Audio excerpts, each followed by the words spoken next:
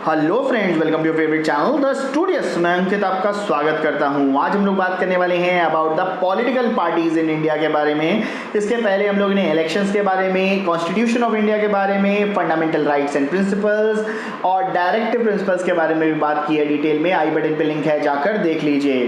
Political parties क्या होती हैं? Political parties are basically the group of people which have arranged themselves having same ideology. कुछ ऐसे लोग जिनका एक जैसा आप कह सकते हो सोच है, एक जैसी उनकी आप कह सकते हो धारणा है, वो मिलकर अगर एक ग्रुप बनाते हैं उसे हम लोग पॉलिटिकल पार्टीज कहते हैं। ये रीजनल लेवल्स यानी स्टेट लेवल पर भी हो सकता है, डिस्ट्रिक्ट लेवल पे भी हो सकता है और सेंटर पे भी हो सकता है। तो ये बेसिकली सेंटर में यानी कंट्री एज अ होल की बात करते हैं, और जब हम स्टेट्स की बात करें या डिस्ट्रिक्ट की बात करें तो ये छोटी पार्टीज होती हैं। यहाँ पर बेसिकली पॉलिटिकल पार्टीज का एक एजेंडा होता है, वो एक आप कह सकते हो अपने कॉमन एजेंडा, कॉमन आइडियोलॉजी पे काम करते हैं। इसी आधार पर आपने देखा होगा कांग्रेस, बीजेपी दो मेन पॉलिटिकल पार्टीज हैं जो पूरी कंट्री में इंडिया एज अ होल हैं। सीपीआई, सीपीएम है। इसी तरह से अगर हम कुछ पार्टीज की बात करें, बीएसपी, एनसीपी, ये कुछ रीजनल पार्टीज मान। अब हम पॉलिटिकल पार्टीज के बारे में बात कर रहे हैं तो सबसे पहले आपको मालूम होना चाहिए कि single party system, two party system और मल्टी पार्टी सिस्टम क्या होता है। कई कंट्रीज जहां पर केवल आप कह सकते हो ऑटोक्रेटिक टाइप ऑफ गवर्नमेंट चलती है, वहां पर सिंगल पार्टी सिस्टम होता है, वहां पर कोई और पार्टी होती ही नहीं है। जैसे अगर हम बात करते हैं चाइना की, तो वहाँ रशिया की, तो वहाँ पर सिंगल पार्टी सिस्टम है, वहाँ पर कम्युनिस्ट पार्टी ही है और कोई और दूसरी पार्टी एग्जिस्ट ही नहीं करती है। तो वो सिंगल पार्टी सिस्टम है, उन्हीं के बीच में से कोई लीडर चुनता है हर बार। तो ये लीडर चेंज हो सकते हैं लेकिन पार्टी हमेशा सेम ही रहेगी। Ideology of the country would always remain the same. तो इसीलिए सिंगल पार्टी सिस्टम कहलाता है। इसके बाद जब हम टू पार्टी सिस्टम की बात करें तो बेस्ट एग्जाम्पल आपको अमेरिका दिखाई देगा यहाँ पर, जहाँ पर डेमोक्रेट्स और रिपब्लिकन दो अलग अलग पार्टीज हैं और तीसरी कोई भी पार्टी नहीं होती। इन्हीं दोनों के बीच में हमेशा जो आप कह सकते हो गवर्नमेंट है वो चेंज होती रहती है अमेरिका की। अब हम मल्टी पार्टी सिस्टम की बात करें तो मल्टी पार्टी सिस्टम इंडिया में होता है, जहां पर many parties can be there according to the ideology. जब हमने यहाँ पर डेमोक्रेसी की बात की तो डेमोक्रेसी में यहाँ पर एक और फ्रीडम दिया गया, freedom of speech and expression.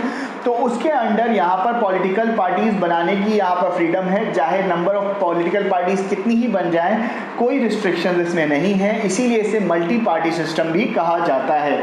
कई बार मल्टी पार्टी सिस्टम में क्या होता है कि लोगों को बहुत ज़्यादा डिफरेंट ओपिनियंस मिलते हैं, बहुत ज़्यादा चॉइसेस मिलती हैं, तो कुछ चीज़ें अच्छी भी होती हैं और कुछ चीज़ें खराब भी होती हैं। मेरिट्स क्या है मल्टी पार्टी सिस्टम के कि डेमोक्रेसी अच्छे से एक्सरसाइज होती है, लोग अपनी बातों को कह सकते हैं, उनकी बातों को कोई दबाएगा नहीं और ज़्यादा freedom of speech and expression मिलेगा। इसकी डिसएडवांटेज क्या होती है कि लोगों का ओपिनियन बढ़ जाता है, बहुत ज़्यादा कास्ट, कलर, क्रीड, रिलीजन, इस पर चीज़ें डिवाइड होने लगती हैं और देश के डेवलपमेंट में कम बात होती है। मल्टी पार्टी सिस्टम इंडिया में ही है और बहुत सारी कंट्रीज में भी लागू है। इंडिया की बात करें तो बेसिकली दो टाइप की पार्टीज होती हैं, नेशनल पार्टीज और regional parties. National parties basically वो पार्टीज होती हैं जो पूरी कंट्री में होती हैं, कंट्री एज अ होल, जैसे बीजेपी हो गई, कांग्रेस हो गई, सीपीआई, सीपीएम हो गई, तो वो होती है आपकी नेशनल पार्टीज।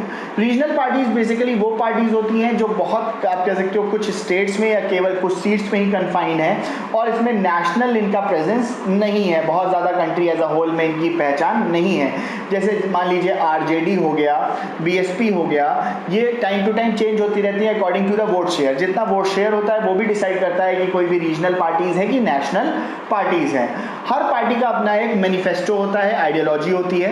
मैनिफेस्टो बेसिकली क्या होता है, जब भी कभी कोई इलेक्शंस होने होते हैं तो इलेक्शन में कभी आपको अपनी बातों को लोगों को पहुंचाना है तो उसके लिए वो घोषणा पत्र, संकल्प पत्र या मैनिफेस्टो का नाम दिया जाता है।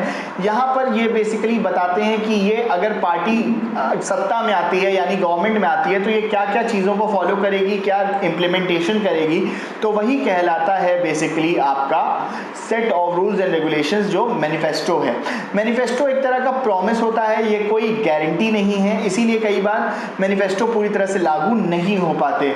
तो मैनिफेस्टो को बस प्रॉमिसेस मानना चाहिए जो कभी भी फॉलो हो भी सकते हैं और नहीं भी, और करेक्ट पॉलिटिकल पार्टीज को इसे फॉलो करना चाहिए। अब जब हम मैनिफेस्टो की बात करते हैं तो मैनिफेस्टो में वो अपने प्रोमिसेस बताते हैं, अपना एक विजन बताते हैं कि 5 सालों में जो आगे आने वाले हैं तो उनमें वो क्या करेंगे। तो ये बेसिकली फेडरल स्ट्रक्चर में इंडिया में तो स्टेट और सेंटर दोनों अलग अलग पावर्स को एंजॉय करते हैं। इसके बाद नेक्स्ट आपके बारे में बात करें कि जो पॉलिटिकल पार्टीज़ हैं यहाँ पर करप्शन और मसल पावर बहुत ज़्यादा बढ़ गया है।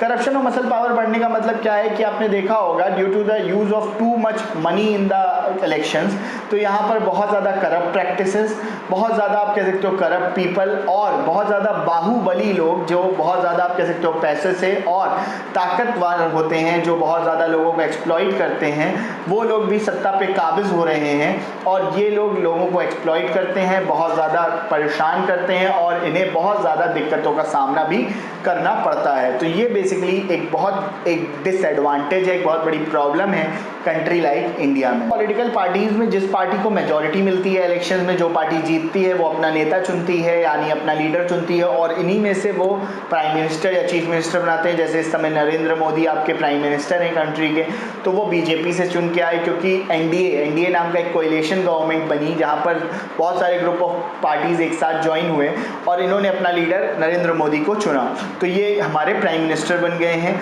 लेकिन बहुत इंपॉर्टेंट काम ये होना चाहिए कि पॉलिटिक्स से मसल पावर और करप्शन को दूर करना चाहिए और एक proper clean and fair elections होने चाहिए, साथ ही साथ प्रॉपर क्लीन पार्टीज़ होनी चाहिए जिनमें अच्छे लोग काम करें और कंट्री को डेवलप करें और ग्रो करें। आई होप आज का वीडियो आपको अच्छा लगा, जल्दी से कमेंट करके बताइए वीडियो कैसा लगा, जल्दी से वीडियो को लाइक कर दीजिए, चैनल को सब्सक्राइब कर लीजिए, बेल नोटिफिकेशन दबाना ना भूलें जिससे लेटेस्ट सारे नोटिफिकेशन मिल जाए जैसे ही वीडियो अपलोड होती है। साथ ही साथ जल्दी से चैनल को शेयर करिए, वीडियो को शेयर करिए अमंग योर फ्रेंड्स। अपना ख्याल रखिए अपने देश का भी। जय हिंद, जय भारत, थैंक यू।